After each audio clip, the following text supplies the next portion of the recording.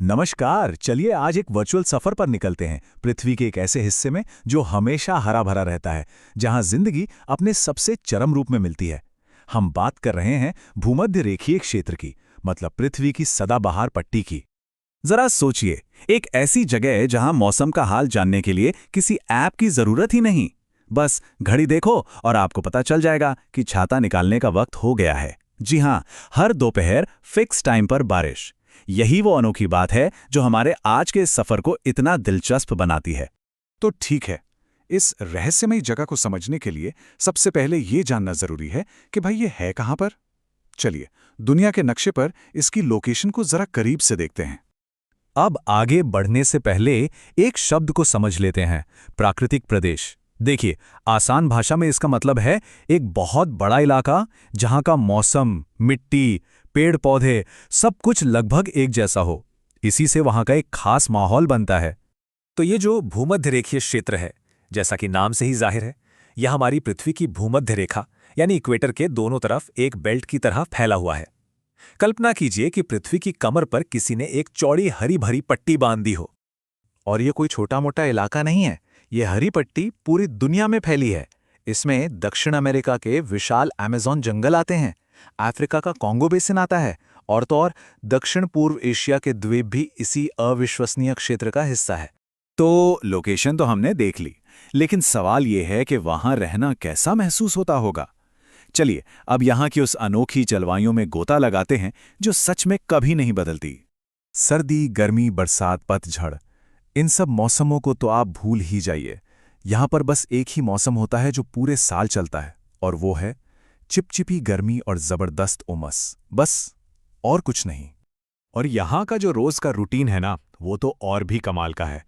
हर सुबह की शुरुआत होती है तेज धूप और एकदम साफ आसमान के साथ, लेकिन जैसे जैसे दोपहर होती है बादल घिराते हैं और फिर जोरदार बारिश। और ये रोज होता है, बिना नागा, एक फिक्स्ड डेली साइकिल। अब इतनी गर्मी और रोज की बारिश का नतीजा क्या होगा? नतीजा है एक ऐसा जंगल जो कभी नहीं सोता, जो हमेशा हरा भरा रहता है, एक हरे महासागर जैसा। चलिए अब इस इलाके की असली पहचान यानी यहाँ के घने सदाबहार जंगलों के अंदर चलते हैं। सोचकर देखिए, ये जंगल इतने ज्यादा घने हैं, पेड़ इतने ऊंचे हैं कि सूरज की रोशनी जमीन तक पहुंच ही नहीं पाती। नीचे हमेशा एक धुंधलाका सा, एक शाम जैसा माहौल बना रहता है। पेड़ों और बेलों का एक ऐसा जाल है कि उसे भेद पाना लगभग नामुमकिन है। इन्हीं घने अंधेरे जंगलों में छिपा है एक बेशकीमती खजाना। शानदार फर्नीचर बनाने वाली महोगनी और रोजवुड की लकड़ी से लेकर हमारी रोजमर्रा की चीजों में इस्तेमाल होने वाले रबड़ तक, ये सब यहीं मिलते हैं। ये जंगल आर्थिक रूप से भी बहुत महत्वपूर्ण है। और यहाँ एक ऐसा उदाहरण है जो दिखाता है कि ये जंगल हमारे लिए कितने जरूरी हैं। सिनकोना नाम का एक पेड़ होता है। क्या आपको पता है कि इसी पेड़ की छाल से कुनैन बनती है? ये वो दवा है जो मलेरिया के इलाज में किसी जीवन दान से कम नहीं है। सच में प्रकृति का एक अनमोल तोहफा। तो जाहिर सी बात है, जहां इतने सारे पेड़ पौधे होंगे, वहां जानवरों का भी एक अपना ही रंग बिरंगा संसार होगा। तो चलिए अब अपना फोकस पेड़ों से हटाकर उन अनोखे जीवों पर लाते हैं जो इस घने जंगल को अपना घर कहते हैं। जरा ऊपर नजर घुमाइए। पेड़ों की डालियों पर एक अलग ही दुनिया बसती है। फुर्तीले बंदर और चिंपैंजी हैं, तो वहीं बड़े आराम से लटकता हुआ स्लॉथ भी है। साथ ही जहरीले सांप, रंग बिरंगी छिपकलियां और विशाल अजगर भी हैं जो अपना ज्यादातर जीवन जमीन से ऊपर पेड़ों पर ही गुजार देते हैं। अच्छा, अब पेड़ों से नीचे उतरते हैं और यहाँ की नदियों और झीलों की तरफ चलते हैं। यहाँ पानी के अंदर एक और खतरनाक दुनिया है।